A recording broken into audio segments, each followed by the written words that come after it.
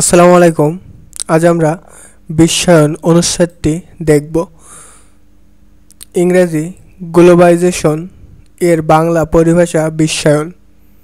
বিশ্বব্যাপী মানুষের রাজনৈতিক, অর্থনৈতিক, সামাজিক, সাংস্কৃতিক,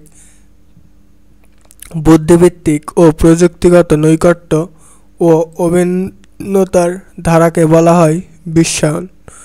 বিজ্ঞান ও প্রযুক্তি এবং যোগাযোগ ব্যবস্থায় অভাবনীয় উন্নতির ফলে পৃথিবী ছোট হয়ে এসেছে। ফলে বিশ্বগ্রাম, বিশ্ব নাগরিকত্ব, মুক্ত বাজার, মুক্ত সংস্কৃতি ইত্যাদি শব্দগুলো সবার মনেই প্রভাব ফেলছে। সবাই বিশ্বায়ন প্রক্রিয়ার অন্তর্ভুক্ত হতে চলেছে। এভাবেই সকল পেশার মানুষের একে অন্যের খুব কাছাকাছি হওয়ার সুযোগ তৈরি হয়েছে। অন্যদিকে অর্থনীতির ক্ষেত্রে বিশ্বায়ন হচ্ছে বিশ্বকে একক বাজারে পরিণত করে বিশ্বব্যাপী উৎপাদন ও বণ্টন ব্যবস্থা গড়ে তোলা। উন্নত দেশগুলো তাদের অলস পুঁজি অনুন্নত দেশগুলোতে বিনিয়োগের ফলে আর্থ-সামাজিক ব্যবস্থায় কিছুটা সমতা তৈরি হবে। সংস্কৃতির ক্ষেত্রেও বিশ্বায়নের প্রভাব পড়তে শুরু করেছে, কিন্তু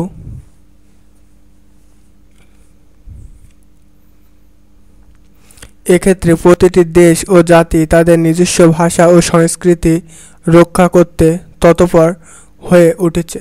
তবে অর্থনৈতিক ক্ষেত্রে বিশ্বায়নের প্রভাব উন্নত দেশগুলো কিছুটা ফায়দা লুটাবেই আশার কথা। সেক্ষেত্রেও সতর্ক হতে শুরু করেছে অনেক দেশ। শিল্প, শিক্ষা, সাহিত্য ও সংস্কৃতির বিনিময়ের মাধ্যমে অবশ্যই লাভবান হবে অনুন্নত দেশগুলো, কিন্তু কিছু কিছু দেশীয় প্রযুক্তি ক্ষেত্রে ক্ষতিগ্রস্ত হবে।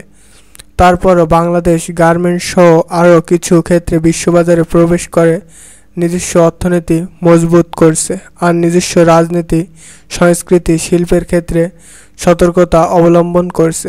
বিশ্বায়নকে গ্রহণ করছে প্রকৃত উন্নয়ন প্রক্রিয়ায় অংশীদার হিসেবে। এই ছিল বিশ্বায়ন সম্পর্কে একটি অনুচ্ছেদ রচনা। তো ভিডিওটি যদি উপকারে আসে তাহলে অবশ্যই স্মার্ট বায়ান চ্যানেলটি সাবস্ক্রাইব করার অনুরোধ রইল। আসসালামু আলাইকুম। Thanks everyone.